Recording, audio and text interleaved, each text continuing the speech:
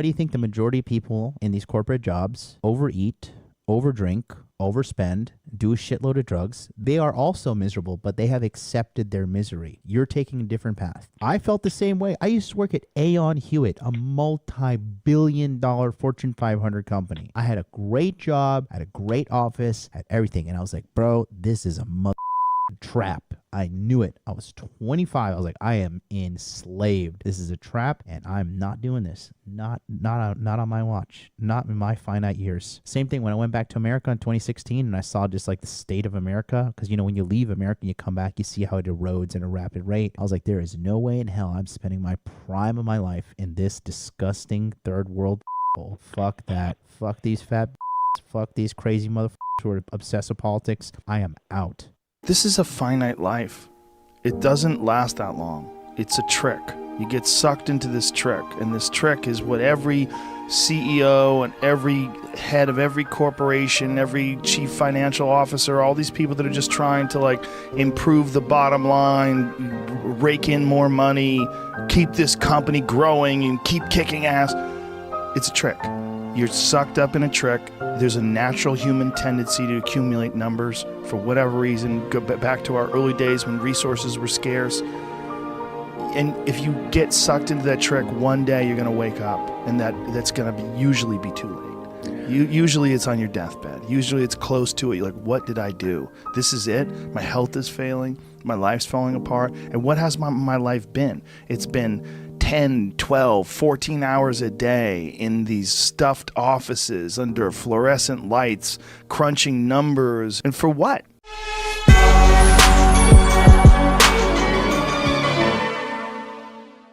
My friends, welcome to the Sheep Get Sheared podcast. We're here, we talk about people, politics, and popular culture.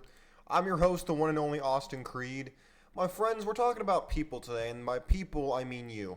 Because, my friends, look, I don't know about you, but I get into these moods where I feel, unhappy, depressed, whatever term you want to use, and, I get tempted to just almost throw a pity party for myself. I get into these moods and I'm like, dude, I'm feeling the burdens of life. Life's no good. I'm unhappy. What do I do? Am I doing something wrong? And then I get angry because I'm upset because I don't want to be upset.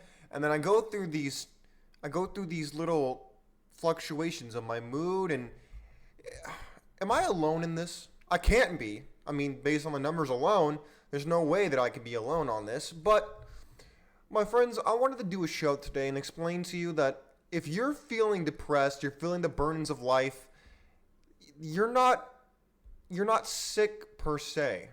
At least I am not a psychiatrist, but as somebody who's been on the rock bottom, somebody who's been in a mental hospital on suicide watch for 28 days in an inpatient facility, I'm here to tell you, I know what it's like to hit rock bottom. I know what it's like to feel like your life is garbage, worth nothing, and you just don't want to be around anymore. I understand that. Better than most people. But here's the thing I really want to let you know today. That life is a grind. Life is full of suffering, and life sucks. If you feel like you're feeling Here's what I want to tell you. You are so lied to in the media today. You see these commercials. You see everywhere you look, there's a ha-ha and a ho-ho and a hee-hee, and everyone seems like they're having a good time. Everyone's making a lot of money. You're the only one who's poor. Everybody's out there having fun. You're the only person who's feeling sad. Everybody's out there, at the club shaking their booty, popping bottles with models, and you're the only one staying at home. That's not true. You think everybody's out there living that Andrew Tate life, living that Dan Bilzerian life. No. For most people, life is a grind. Life is really difficult, and life fundamentally sucks for them. And I'm not. If you think I'm out here popping bottles with models, I'm not. I'm grinding just like everybody else. My friends, if you think that you need to be happy all the time, and if you're not happy, then you're sick, well, you're just wrong. You couldn't be more wrong. In fact, it's your sadness that helps you create. Let me tell you something. I almost didn't do this show today. I almost didn't get on here and do this. I already did a show earlier today. But I came on here because I realized something. That this is not only is this for me, but it's for you. Because I know that if I'm feeling this way on a Saturday night, I could be going out there with my friends right now, trying to get up on some girl at the club or something, but I'm not going to do that. Why would I? It's a waste of my time. Waste of my time and money and everything else. Why in the world would I do that? I could go out and go drink and be a drunk and try to forget that I'm unhappy, but guess what? All it's going to do is burn a hole in my wallet. All it's going to do is make me age faster, and it's going to make me I'm still going to feel like garbage when I wake up tomorrow morning. My friends, I've taken SSRIs. I know what they do. I know how they operate, okay? And let me tell you something. Feeling low is not as bad as feeling nothing at all. Now, I know you're thinking right now, if you're sad, you want to feel nothing. But let me tell you something. Feeling nothing is so much worse because then you don't know how to feel. It's one thing when you feel and you're like, oh, I don't want to feel upset. I feel upset, but I shouldn't, because I don't have it as bad as maybe some starving kids in Africa or in South America or wherever. I'm not in a torture camp or whatever. So my life is not bad, but I feel sad, whatever. But when you don't feel anything at all, you feel like you should be feeling something, but you feel nothing, and that's the worst. Just to prove to you you're not alone, I want to pull this up. Give me 1 second.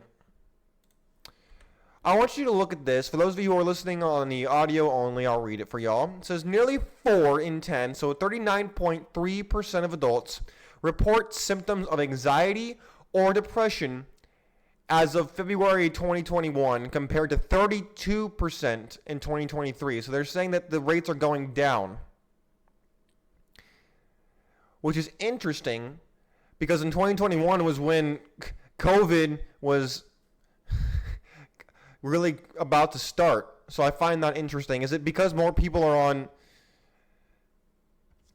more drugs, or are people drinking more alcohol, smoking more weed, on more SSRIs? What's going on here? It says 90% of the public believes there is a mental health crisis in the United States. So yeah, I'd agree with that. I think most people think that there is one. In fact, let me tell you something. If you're feeling down, anxious, let's forget depression for a second, okay? A lot of people focus on that, and we've already done it for a couple minutes. I want to shift gears for a second. If you are feeling anxious about your life, you feel like you're behind, you feel like you could be doing more, like you look at people either in your life or on social media, and you think to yourself, you know what? I should be farther ahead than I am right now. I am not doing enough. I'm not as successful as I want to be. I'm not making as much money as I want to be. I don't have the caliber of girlfriend that I want or boyfriend that I want. And I should be doing better. I should be more than I am right now. And because of that, I feel like I'm no good. Well, if you feel that way, welcome to the club. Because I feel that way all the time. And hopefully I'm not projecting too much on the show. I realize that sometimes I work out my emotions on the show, and I hope it's not ruining the show in any way. But my friends, I want to tell you a little story. When I was in the Air Force, some of you have heard this story before in bits and pieces, but when I was in my inpatient in the mental hospital when I was in the Air Force, I was just miserable. I felt like life had no meaning. I had no meaning. I was a waste of space. My life was hit rock bottom. I felt like I had nothing left to lose. Now I know that sounds ridiculous or like I'm being over dramatic. But let me tell you something. It was only when I hit rock bottom and I was forced. I remember looking up at the ceiling every night and I thought to myself, why am I even here? What's the point of it all? Why do I have to suffer so much? Why do I have to keep pushing through life without a guarantee on the planet? Why is it that some people have it so easy in life, some people have stuff handed to them, and yet I'm out here busting my behind, working 12 to 14 hours a day, and I'm not doing what I want to be doing? Why is that? How is that fair? And life is not about fairness. If everybody got everything we ever deserved, we'd all be in a very precarious and very horrible situation, quite frankly. But it was only when I was at rock bottom, I felt like I had nothing left to lose, like I said before. But it was when I was sharing with other people and I saw how I wasn't alone. Because I don't know if you're anything like me, but I had this tendency to believe that no one had it as bad as me. No one understood what I was going through, nor could they. And if I were to open up to anybody, they'd be like, oh, you're just weak. How dare you think that your life is bad? Someone else has it much worse than you. How dare you? Fix it. Get on with your life and stop being a crybaby already. That's what I thought people were thinking. That's what I thought people would say to me. But it was only when I started to share and open up, I realized that, wow, other people can actually relate to this? What? And I know. I know. It might seem strange if you've never done it before yourself, but trust me, it really does. But it also made me realize that you cannot waste your life doing something that makes you unhappy. Now, you're not going to be happy all the time. Trust me, you're not going to. If you think you're going to, you're not. Hedonism is a total falsehood. The people who chase happiness are the most miserable people on the planet. So don't be one of those people. Instead of chasing excitement, chasing that next hit, chasing that next high, you need to chase fulfillment. You need to find something that makes you feel fulfilled, something that makes you feel like your life is worth something, like you're working towards something bigger than yourself, something that will outlive you, something that will be able to fill your spirit with joy. Because if you are not doing that, you're going to find a way to fill yourself up. Everybody's like a well. And a dry well can't give water, which is going to lead you to being thirsty. Thirsting for meaning. Thirsting for knowledge. Thirsting for a sense of satisfaction. And a lot of people find that solace in substances, which is only temporary, number one, and will create other problems, number two. So my friends, I want you to sit back and ask yourself whether you need to get out a pen and paper, whether you want to just sit. If you're listening to the show in your car, if you're listening to the show when you're at the office, if you're listening to the show when you're sitting in your room doing homework, whatever it is you're doing, just sit back and say to yourself, what is it that makes me happy? What is it that I really like doing? What is it that if money was totally irrelevant, I had all the money in the universe, what would I still want to do? And if the answer is nothing, well, then you have some work ahead of you. Because you need to figure out what is it you have to enjoy something. Video games, sports, it could be going to a gun range, whatever it is you like doing, playing Magic the Gathering. I don't know what you like doing. But whatever it is you like doing, there is an audience for it. There's a way to monetize your passions, a way to monetize what you like doing. I like talking, clearly. If I didn't like talking, I wouldn't be doing this show. But my friends, I like sharing with the world what it is. I have this need to be understood. I have this need to feel as though I am not alone and that other people can at least peer into the infinite void. At least how I feel a lot of times. I'm not a feeling man. You might think from the show that I'm one of those, snowflake feeling kind of guys. I'm not. If you know me in real life, you know that's not true. But my friends, I want you to know that no matter where you're at, even if you're at the lowest of the low, or you've never had it so good in your life and you're on a serious winning streak, you should really take this time to ask yourself this question of what is it I truly desire? What is it I like to do? If money was totally irrelevant and I had all the money in the universe, what would I do with my life? If you can't answer that question, well, then you need to go back to step one. Step one is you need to find an answer to that question. Number two is then you find a way to practice what it is you like, what your passion is. Practicing your passion. There are levels to this. And you need to start at level 1 if you don't even know an answer to that question.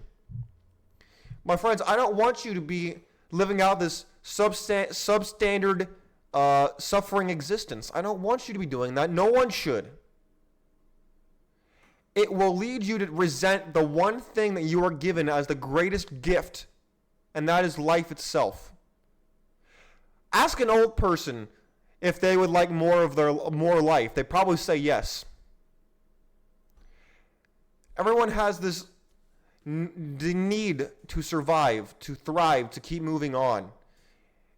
This is only a rut.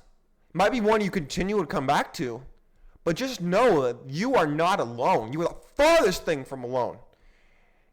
And if you ever think you're alone, come back to this video.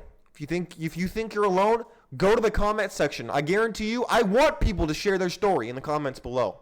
Whether it's on YouTube, Rumble, you can go over to my Twitter page at Sheep Gets Sheared over there. I'll post this question after I'm done with the show. My friends, you are not alone. I guarantee you there will be people in the comment section who will say, hey, this was my story. It takes a lot of maturity and strength to be vulnerable about how you've messed up or how you think you've messed up in the past and how to bear your weakness or what you perceive to be weakness to other people. My friends, you need to find it as what you enjoy, because without it, your life will feel like a chore and you will be robbing yourself of the glorious gift that is life. My friends, God bless you. God bless your family, and God bless America. We're out of here. Enjoy yourself. Do something you enjoy. Life is short. If you don't stop and enjoy it once in a while, you might miss it. Take care of yourselves. Peace.